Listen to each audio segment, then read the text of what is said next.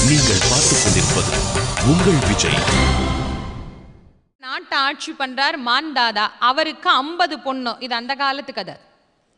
50 பொண்ணு வச்சிருந்தார். 50 பொண்ணுல ஒன்னாவது நமக்கு கிடைக்காதா அப்படின்னு யோசிச்சவர் நேரா போனார். மான்தாதா அவரை வலம் செய்து குலம் செய்த புண்ணியம்னு வணங்கி, சுவாமி உங்களை பற்றி எங்கள் முன்னோர்கள்லாம் சொல்ல கேள்விப்பட்டிருக்கிறேன், ஆனால் நான் நேராக தரிசனம் பண்ணது கிடையாது. நீங்கள் கடலுக்கு அடியில் வாழ்வதாக நான் ஆமாம். இப்போ இங்கே என்ன தேடி வந்ததனுடைய காரணம் அவர் சொன்னார். அப்பா மான்தாதா, இவ்வளோ நாள் நான் துறவர நெறியை கடைபிடித்தேன், இனி இல்லற நெறியை கடைபிடிக்கலாம் என்று நினைக்கிறேன். அதற்கு உன் புதல்விகளில் யாராவது எனக்கு துணை செய்தால் நான் சுகப்படுவேன். எவ்வளோ நாசுக்கா பொண்ணு கேட்குறாரு பாருங்க. இவருக்கு பொண்ணு கொடுக்கறதுக்கு மனசு இல்லை. ஏன்னா இவர் உலகமறிஞ்ச சாமியார், ஊரறிஞ்ச சாமியார் கூட கிடையாது. இவருக்கு எப்படி கொடுக்கறது? இல்லை அப்படின்னு சொன்னா இந்தா பிடி சாபம்னு ஏதாவது கொடுத்துட்டாருன்னா என்ன பண்ணுறது? அதுக்கும் பயம். அவர் சொன்னார், சுவாமி என்னை மன்னிக்கணும், எங்களுடைய ராஜவம்சத்தில் ஒரு பழக்கம் இருக்குது. பொண்ணை வளர்க்கத்தான் எங்களுக்கு உரிமை இருக்கே தவிர இன்னார கட்டிக்கோ அப்படின்னு சொல்கிற உரிமை எங்களுக்கு கிடையாது. சுயம்பரம்ங்கிறத நாங்கள் அதுக்கு தான் வச்சுருக்கோம். இப்போ என் 50 பொண்ணுங்களையும் இங்கே வர சொல்கிறேன். எந்த பொண்ணு உங்களை கட்டிக்கணும்னு ஆசைப்படுதோ அந்த பொண்ணை நீங்கள் தாராளமாக கட்டிக்கோங்க, எனக்கு எந்த ஆக்ஷேபனையும் கிடையாது அப்படின்னு சொல்லிட்டார். இவர் 50 பொண்ணையும் வர சொன்னார். இவர் எப்படி உட்கார்ந்துருக்கிறாரா? தவ யோகி இல்லை, மன்மதனுக்கும் எய்தான ரூபத்தை எடுத்துட்டு உட்கார்ந்துருக்கிறார். அழகிய திருமேனி.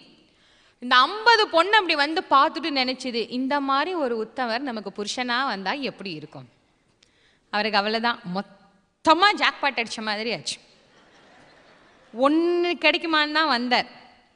50 நினைச்சிச்சு. ராஜா என்ன சொன்னார், எந்த பொண்ணு நினைக்குதோ அந்த பொண்ணை கட்டி வைக்கிறேன்னாரா. இப்போ வேற வழியே இல்லை, 50ஐயும் கல்யாணம் பண்ணி வச்சுட்டார். 50 மனைவியை கூட்டிக்கிட்டு இவர் இப்படியே போகும்போது இவருக்கு அந்த மீன் கூட்டம் ஞாபகம் வந்துருச்சு. திரும்பி பார்த்தார், இது அந்த மீன் கூட்டம் மாதிரி இருக்கா அப்படின்னு பார்த்தார். இல்லை, கூட்டம் கொஞ்சம் கம்மியாக தான் இருக்குது. சரி, இன்னும் கொஞ்சம் நாள் ஆகணும் கூட்டம் சேர்றதுக்கு அப்படின்னு முடிவு பண்ணி போய் ஒரு 50 குடிசை வைந்து 50 பெண்களையும் குடிசைக்குள்ளே அனுப்பினார். சில காலமாச்சு, சில வருஷமாச்சு. இந்த தாய் தந்தையர்கள் எட்டி கூட பார்க்குறதே கிடையாது. ஏன்னா ஒரு பொண்ணை கொடுத்த வீட்டுக்கு போகிறதுனாலே அப்பா அம்மாவுக்கு ஜுரமே வந்துடும். அது போன உடனே ஆரம்பிக்கும், உங்களுக்குன்னு கிடச்சிதே ஊரில் இல்லாத ஓவிய மாப்பிள்ளை, அந்த ஊர்லேயே என்னைய கேட்டாங்க, அங்கேயே கொடுத்துருந்துருக்கலாம். பாழா போன இந்த மனுஷனுக்கு என்னைய கல்யாணம் பண்ணி கொடுத்து எது கேட்டாலும் வாங்கி கொடுக்க மாட்டேங்கிறாருப்பா. அதுதான் வச்சிருக்கியே, இதுதான் வச்சிருக்கிறேங்கிறேன். அவர் அதுக்கு மேலே பரவாயில்ல போனால் போதுமா, அப்படித்தான் இருக்கணும்னா அப்போ நீ வாங்கி கொடு, ஒன்னே வாங்கி கொடுக்குற புருஷனை கல்யாணம் பண்ணி வையே, இல்லைன்னா எல்லாத்தையும் நீ வாங்கி கொடுனார். இதுக்கு போகிறதுக்கே அப்பா அம்மாவுக்கு பயம். போகாமலே இருந்துட்டோம்னா நாம் தப்பிச்சுக்கிட்டோம் அப்படின்னு நினச்சிக்கலாம்ல. இவர் 1-2 கொடுத்துருந்தா பரவாயில்ல, 50ஐயும் கொடுத்துருக்கிறார். ஏதாவது 1-2 பொண்ணு தான் அதில் சந்தோஷமாக இருக்கும், மற்றதெல்லாம் பாவம் கஷ்டப்படும். இந்த கஷ்டத்தை எல்லாம் ஏன் போய் பார்ப்பானேன்னு போகிறதே கிடையாது. பல ஆண்டுகளுக்கு ஒரு முறை நடக்கிற திருவிழா அந்த நாட்டில். மற்ற தேசத்துல இருந்தெல்லாம் வர்றாங்க அந்த திருவிழா பார்க்க. என்னன்னாலும் இந்த தாய் மனசு மாதிரி ஒரு இளகன மனசு எதுவுமே கிடையாது. அவ சொன்னா, இந்த பாருங்க, சந்தோஷத்தில் பங்கெடுத்துக்கலன்னா கூட பரவாயில்ல, குழந்தைங்க துக்கத்தில் பங்கெடுத்துக்கிறதுக்கு தான் நாம் தாய் தந்தையராக இருக்கிறோம். 50 பொண்ணு அங்கே எப்படி வாழுதோ தெரியல. இந்த திருவிழாங்கிற பேரில் கொஞ்சம் கூட்டிகிட்டு வந்தீங்கன்னா இங்கேயாவது அரண்மனையில் கொஞ்ச நாள் இருந்து என் பொண்ணுங்க சுகப்படுமே, கொஞ்சம் போய் அழைச்சிட்டு வாங்க அப்படின்னு. சரின்னு ராஜா புறப்பட்டு வந்து பார்த்தா 50 குடிசை இருக்குது. அவருக்கு ஒரு சந்தோஷம். சரி, 50 பேருக்கும் ஒரு குடிசையாவது மாப்பிள்ளை கட்டி கொடுத்தாரு அப்படின்னு நேராக அங்கேருந்து உள்ள ஒரு முதல் குடிசை, அதுக்குள்ளே நுழைஞ்சார். மாப்பிள்ளை இப்படி ஒரு ஓரமாக உட்காந்துருந்தார். மாமா வாங்க, உங்களை பார்த்து ரொம்ப காலமாச்சேன்னார். இல்லை, நாட்டில் கொஞ்சம் வேலை, அதனால் என்னால் வர முடியல.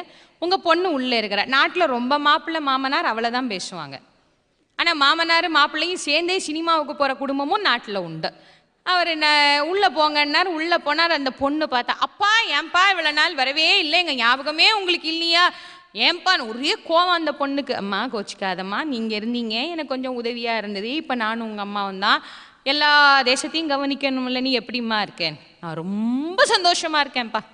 நீங்கள் ஊர் ஊரா நாடு நாடா தேடி கல்யாணம் பண்ணி வச்சுருந்தாலும் இப்படி ஒரு உத்தமமான புருஷன் எனக்கு கிடச்சிருப்பாரான்னா சத்தியமாக கிடச்சிருக்க மாட்டார். ரொம்ப அருமையான புருஷன். என்னைக்கு என்னோட இந்த குடிசைக்குள்ளே நுழைஞ்சாரோ அன்னையிலேருந்து என்னை விட்டு ஒரு வினாடி கூட பிரியறதே கிடையாது. நானும் சொல்லிட்டேன், என் தங்கச்சிமார்கள்லாம் வருத்தப்படுவாங்க, போய் ஒரு தடவை பார்த்துட்டாவது வாங்கலேன்னு சொல்கிறேன், கேட்க மாட்டேங்கிறாரப்பா. நான் ரொம்ப மகிழ்ச்சியாக இருக்கிறேன், உங்களுக்கு 3 பேத்தி 4 பேரன். அவருக்கு ரொம்ப சந்தோஷம். நீ சுகமாக இருக்க, நல்லா இருக்கேன், சரிப்பா நான் புறப்படுறேன். அங்கேருந்து புறப்பட்டா அடுத்த குடிசைக்கு போனார். அங்கேயும் ஒரு மாப்பிள்ளை உட்காந்துருக்கிறார். மாமா வாங்க, சௌக்கியமாக இருக்கீங்களா? உங்கள் பொண்ணு உள்ளே இருக்கா. அந்த பொண்ணு அதை விட சந்தோஷமா, அப்பா அப்பா அப்பா என்னப்பா இவ்வளோ நாள் கழிச்சு வந்திருக்கீங்களே, இப்போதான் இங்கே ஞாபகம்லாம் உங்களுக்கு வந்துச்சா, அம்மா எப்படிப்பா இருக்காங்கன்னு. எல்லாம் நல்ல, நீ எப்படிம்மா? ரொம்ப சந்தோஷமா இருக்கேன்ப்பா, உங்களுக்கு 3 பேத்தி 3 பேரன். சரி, அடுத்த குடிசை இதே கதை, அடுத்த குடிசை இதே கதை. 50 குடிசையிலேயே 50 மாப்பிள்ளை உட்காந்துருக்கார். வெளியில வந்தா ஒரு மரத்தடி, அங்க ஒரு மாப்பிள்ளை உட்காந்துருக்கிறார், மரத்தடி மாப்பிள்ளை.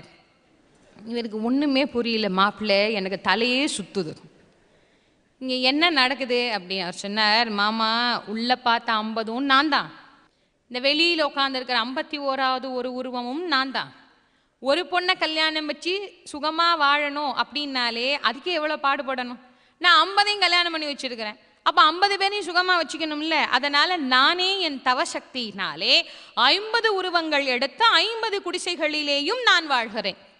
இங்கே வெளியில் 51வது ஒரு உருவமாக அமர்ந்து கொண்டு தவம் செய்கிறேன். ஏன்னா அங்கே 50 வேலை செய்யணும்னா இங்கே பேட்டரி சார்ஜ் ஆகணும், இது சார்ஜ் ஆகிற இடம், இங்கே சார்ஜ் ஆனால் தான் அங்கே வேலை செய்யும்.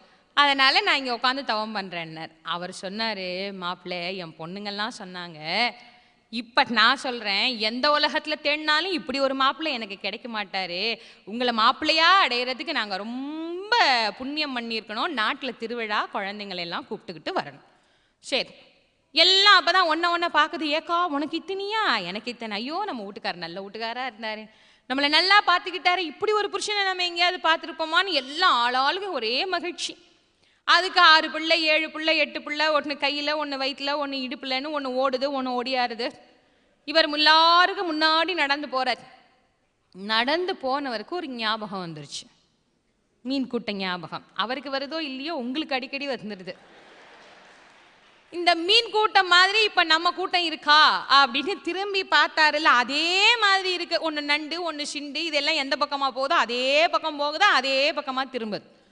அவருக்கு ஒரே சந்தோஷம், ஆஹா அந்த மாதிரி நமக்கும் கூட்டம் சேர்ந்துருச்சே, இவ்வளோ பெரிய கூட்டத்தை நம்ம பின்னாடி சேர்த்து என்னத்தை சாதிச்சோம்னு யோசிச்சார். இதை யோசிக்காமலே இருந்திருக்கலாம், தேவையில்லாமல் யோசிச்சுட்டார். எதையும் சாதிக்கல, யுக யுகமாக சேர்த்த தவத்தை இழந்தேனே தவிர எதையும் புதிதாக என்னால் உற்பத்தி பண்ணி கொள்ள முடியலையே, என் தவத்தையெல்லாம் பாழாக்கிய இந்த இல்லறம் எனக்கு தேவையான்னு யோசிச்சார். ஒருத்தர்கிட்டையும் சொல்லலை, நேராக போய் கண்ணை மூடி கடலுக்குள்ளே உட்காந்துட்டார். இனிமே கண்ணே திறக்கக்கூடாது அப்படின்னு முடிவு பண்ணிட்டார். ஒரு அரை வினாடி கண்ணை திறந்தவருக்கே இந்த நிலைமைன்னா, நாமெல்லாம் தூங்குற நேரம் போக மற்ற நேரமெல்லாம் கண்ணை திறந்தே வச்சிருக்கோம். ஆனால் அவரை விட நாம் சுகமாக இருக்கிறோம் அப்படின்னு நம்மளை நாமளே என்ன பண்ணணும், பாராட்டிக்கணும். நம்மளை நாம தான் பாராட்டணும். அப்புறம் என்ன, பாராட்டு விழா வச்சா நம்மளை பாராட்டுவாங்க? நாம் செய்கிற நல்ல விஷயங்களை நாமளே பாராட்டிக்கணும். நீங்கள் பார்த்துக் கொண்டிருப்பது உங்கள் விஜய். எதையும் புதிதாக என்னால் உற்பத்தி பண்ணி கொள்ள முடியலையே, என் தவத்தையெல்லாம் பாழாக்கிய இந்த இல்லறம் எனக்கு தேவையான்னு யோசிச்சார். ஒருத்தர்கிட்டையும் சொல்லலை, நேராக போய் கண்ணை மூடி கடலுக்குள்ளே உட்காந்துட்டார்.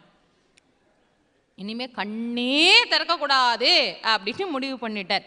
ஒரு அரை வினாடி கண்ணை திறந்தவருக்கே இந்த நிலைமைன்னா, நாமெல்லாம் தூங்குற நேரம் போக மற்ற நேரமெல்லாம் கண்ணை திறந்தே வச்சிருக்கோம். ஆனால் அவரை விட நாம் சுகமாக இருக்கிறோம் அப்படின்னு நம்மளை நாமளே என்ன பண்ணணும், பாராட்டிக்கணும். நம்மளை நாம தான் பாராட்டணும். அப்புறம் என்ன, பாராட்டு விழா வச்சா நம்மளை பாராட்டுவாங்க? நாம் செய்கிற நல்ல விஷயங்களை நாமளே பாராட்டிக்கணும். இந்திரியங்களை அடக்குவது அவ்வளவு கடினம். இது நான் சொன்னது ஒரே ஒரு இந்திரியம் மட்டும்தான்.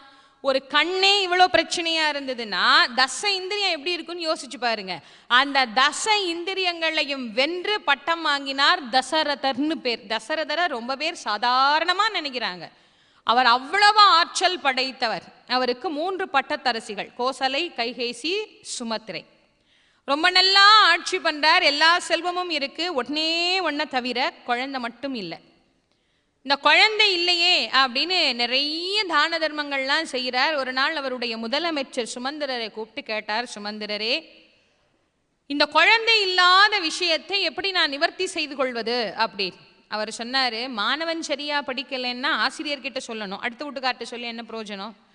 உங்களுக்குன்னு குரு ஒருத்தர் இருக்கிறாரே வசிஷ்டர், அவர்கிட்ட போய் முறையிடுங்கன்னார். நேர வசிஷ்டர் கிட்ட போனார். வள்ளலே என்ன வரதன் என்றொரு காலை வசை கொண்டேன் தசரதன் நான் புவி மேலே, கள்ளியானது நெடுக வளர்ந்ததாலே காய் உண்டோ கனி உண்டோ அது போலே பிள்ளை இல்லாத பாக்கியம் நான் பெற்றிருந்தது என்ன ஸ்லாக்கியம்.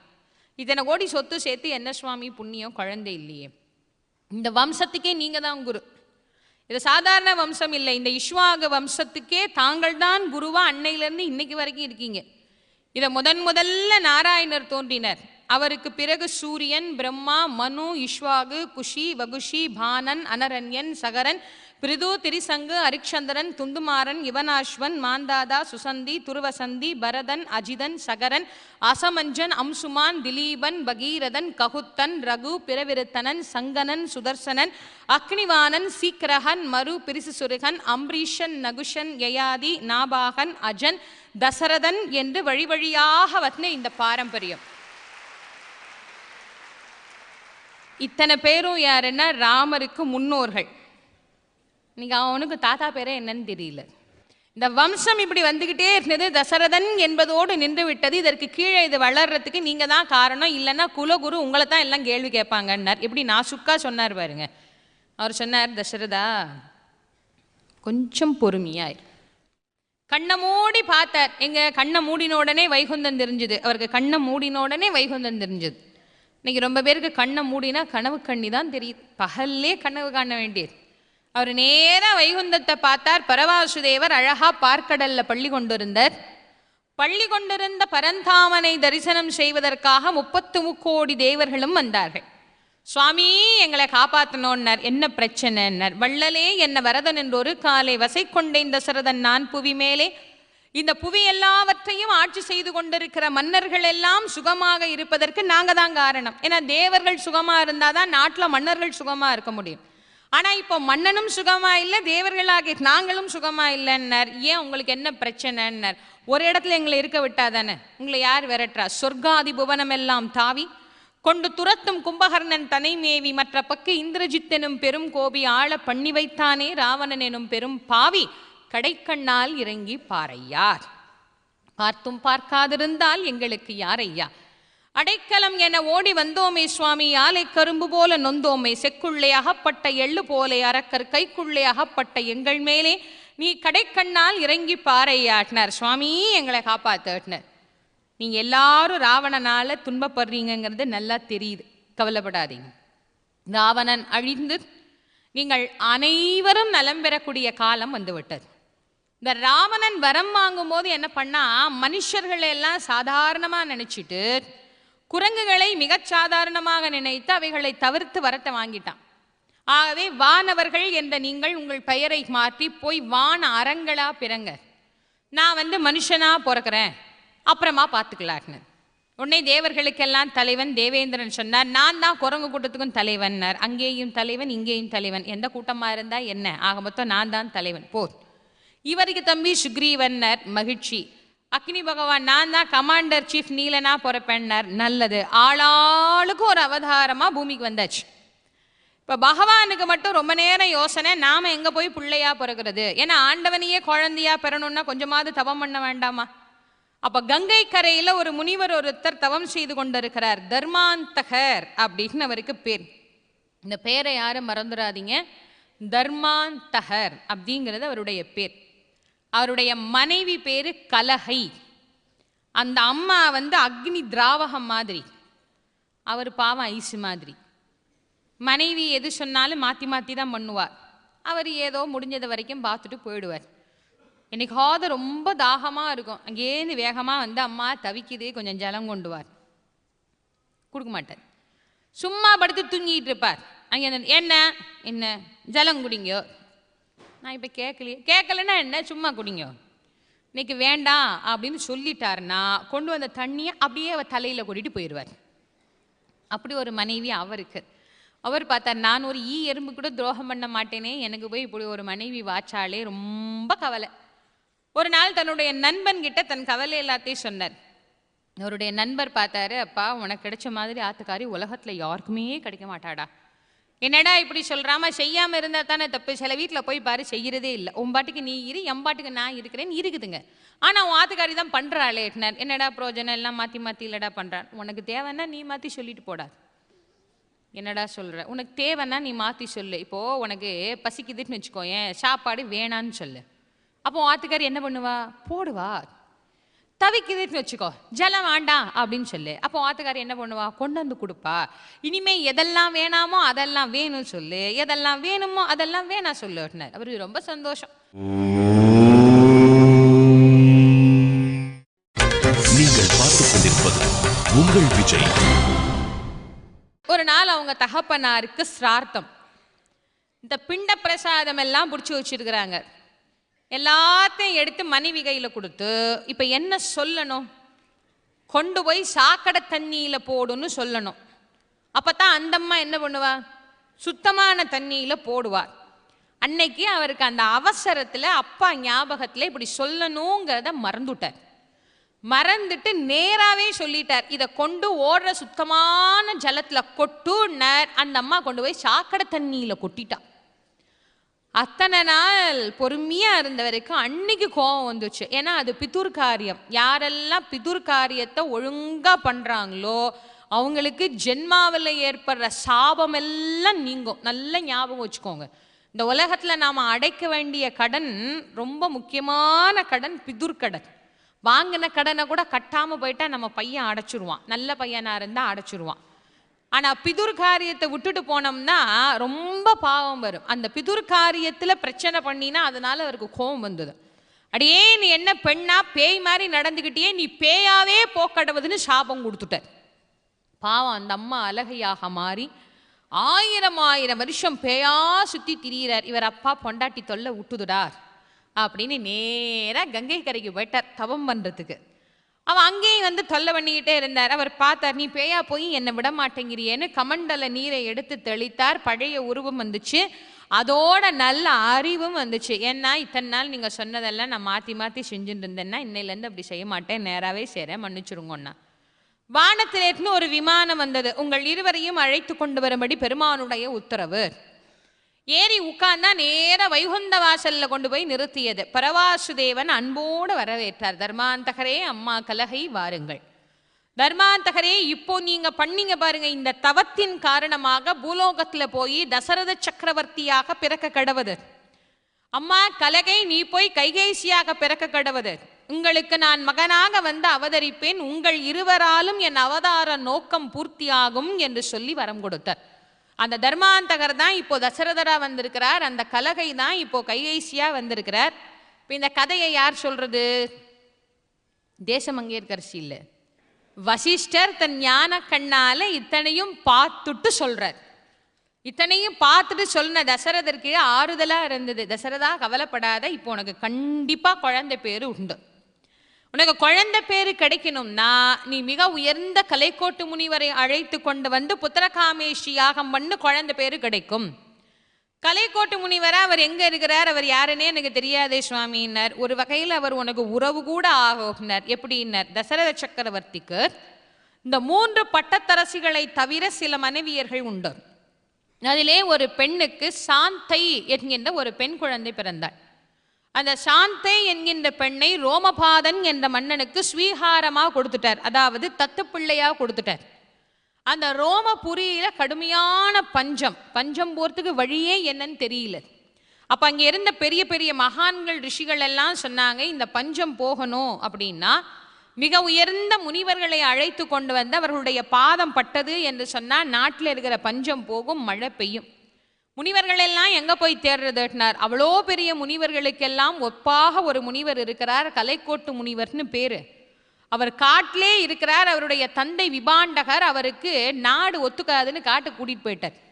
அவர் இதுவரைக்கும் பெண்களையே பார்த்ததே கிடையாது, காட்டிலே தான் வாழ்ந்து கொண்டு இருக்கிறார். அவர் வந்தா நாடு செழிக்கும். இப்ப யார் போய் கூட்டிட்டு வர்றது? அப்ப அங்க இருந்த பெண்கள்லாம் சொன்னாங்க, அவர் தான் பெண்களையே பார்க்காதவர்னு சொல்றீங்களே, நாங்க போய் கூட்டிட்டு வரோம். எப்படியம்மா போவீங்கன்னார். எப்படியோ போய் அழைச்சிட்டு வரோம், கவலைப்படாதீங்கன்னு அங்க இருந்த பெண்கள்லாம் ஒரு கூட்டமா திரண்டு போய் முனிவர்களைப் போல தங்களுடைய உருவத்தை மாற்றிக்கொண்டு மாறுவேடம் அணிந்து கொண்டு கலைக்கோட்டு முனிவருடைய ஆசிரமத்துக்கு போனாங்க. இவர் தான் பெண்களை பார்க்காதவராச்சா, இவங்களை பார்த்த உடனே ஓஹோ மார்பில் கொம்புள்ள முனிவர்கள் போல இவர்கள் என்று நினைத்து ஆசிரமத்தில் தங்க வச்சார்.